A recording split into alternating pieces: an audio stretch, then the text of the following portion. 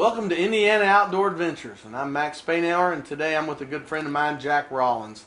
He is the owner and I would almost say inventor of your company, Hillbilly Custom Calls, Game Calls. Sure. So today we are here to see you actually produce some of your calls, especially your diaphragm calls. Right. They're getting, last year started out Mac, and they hasn't been doing it but about a year, and I thought, well, it'd be something to do and something I'd enjoy doing, but it's really taken off well. People have went over well, and the reason why is because you buy these calls that are mass produced or whatever, and the consistency and everything is all off because of a lot of times they'll take a big long piece of latex and maybe stamp 5-10 calls. Well, here I'm building them one at a time on a gauge system where I'm stretching each individual call right down to the thousands. So if you buy a call today and then you buy one 6 months from now, it's stretched exactly the same, Which is a big key when you get into turkey calling, as we all know, and we've been on NWTF, we've all been to watch national calls, local calls. Right. The consistency is the thing. Oh man, you ain't kidding, buddy. That's right. So if you end up getting where I can picture this for our viewers, where you talk about mass production, right, and you're not stretching it to the same elasticity, exactly. then basically you're going to have different types of sounds coming from those same calls, even though they might be a 2.5 or a triple reed or a single reed. It's not necessarily going to be consistent. But with yours, you'll be consistent. Right. Even if the call has the same type of cut on the top reed, if it's stretched different, you're going to have a different sound. Sure. So what you're talking about nowadays with all the designs that you see on the market. Oh yeah, tons of them. Y'all have got them at your house right now, where you'll have a call and you got a V cut in the middle, or you got two cuts on the side, or you got this, or you got a loop. It's all those things. But yeah, I can see where if you don't make that and build that correctly the same way every time, then you're not going to have the consistency. Right. So I'm going to build you a call. I would like you to build me a call. And hopefully you'll kill you a turkey with it? Yeah, I guarantee. Well, I can't guarantee it. Because Troy, my partner, he's got me on film. He's a little too good with the camera, and he did get me missing this year. So. How much did that cost you? I don't know. Well, we're going to build you one right here, buddy. All right. This is actually the call I'm going to be building right now is called a White Lightning. It's one of my best-selling calls. I sell more of these calls than any other call. It's a combo cut. It's a 3-reed call, and it's a call that I run in competition a lot. And what people get when they get a call from me is they're getting the exact calls that I run. I know a lot of these companies, they put out calls with different signature series and stuff like that. And who's to say if they're the actual calls? But I promise you, these are it. These are the calls that I run and have proven in the woods and on the stage as well. Well, while you're making this, if you don't mind me, every time, because I'm going to be hanging over his shoulder a little bit. I wanted to know that like this is a triple. Right. This is a 3-reed call. And I noticed that some of the elastic is white and some of it is gray. Right. Does that mean something? Right. This gray reed here is actually a 4/1000 thickness. All right, and it's going to be your base of your call. It's heavier, it's thicker, and that's what you want. You're basically putting a roof on your call, and then the white latex you'll put it on there next, and that's a little thinner. It's more like a 3/1000.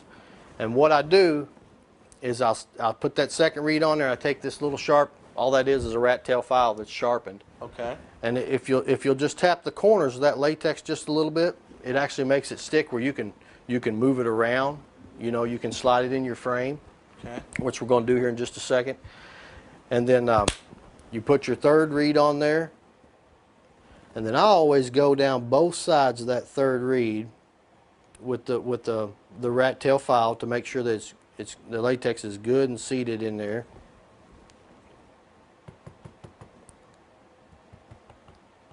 And see there, you can take that and you don't have to worry about, trying to, it won't go anywhere. And it doesn't fall off the edges, and it's stuck together there. Yeah, it's stuck together there. And then you take, this frame here, and it's got, I kind of bend it in like an over 90, and slide it in here. My press has a clip that holds it right here. Now the white in there, Mac, that's an adhesive. You peel that out of there. Okay. And so not only are you crimping the caul, but it's got an adhesive that actually holds, when it crimp it down. Once it's there. Yeah, it holds the latex in place as well, helps it hold a lot better.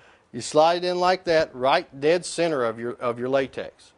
I do each caul dead center, that way I know it's as close to perfect as you can get. And I'll push this down just a little bit, and I got a crimp right there. All right, and this is where I'm going to get my side tension. Right. Right there. So what you're doing is you're moving this, I'm stretching this gauge out right. of this, and this gauge is reading that. This gauge is turning, and it's reading right down to the thousandths how tight this caul is. Okay. And we're not going to cover the thousandths. We're going to stay away from that. That's kind of like Colonel Sanders chicken. That's you know, right. That's the ingredient we don't want to talk about. Well, that's good, but I did see the gauge moving. Oh, no, this is going to cost me now. And then I have a notch for my back tension that I made on there for how tight I stretch the back tension. So I know that the back tension is exactly the same every single time I stretch it. And then there it's crimped right there. A little tab turner, it turns up the tab in the back of the caul right here. That tab you see right there, this little thing here, it turns it right up. And then you turn it the other way and it smashes it down.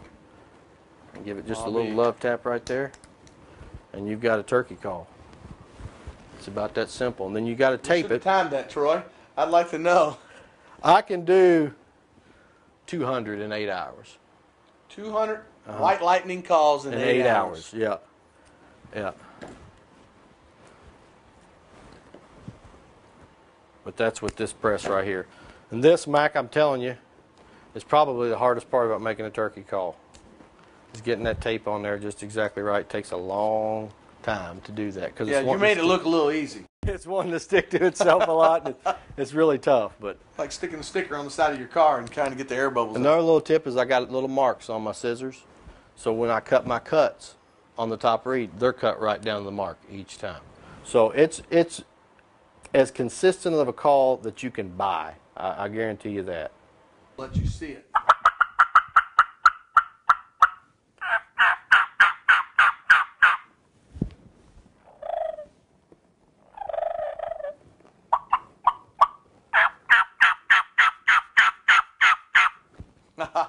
Well, I like that little. Yeah, and I'll tell you what, that'll close the deal on a gobbler quicker than anything. Yeah. I've done it to them where they'll hold up out there about 75 yards and just don't want to come in. Just sit there and cluck and purr and rake the leaves a little bit. Makes a big difference, Well, Jack, I really want to thank you. We've learned an awful lot, and I'm sure our viewers at Indiana Outdoor Adventures have learned a lot. Thank you. Hey, no problem. I appreciate you coming out, buddy. Yeah. We'll try to get on a big bird this spring. I'll tell you what, and we're going to be out there with Hillbilly Custom Game Calls. Good deal. And we'll make a little footage of that and see if we can't kill us a bird. Absolutely. Sounds like a good time.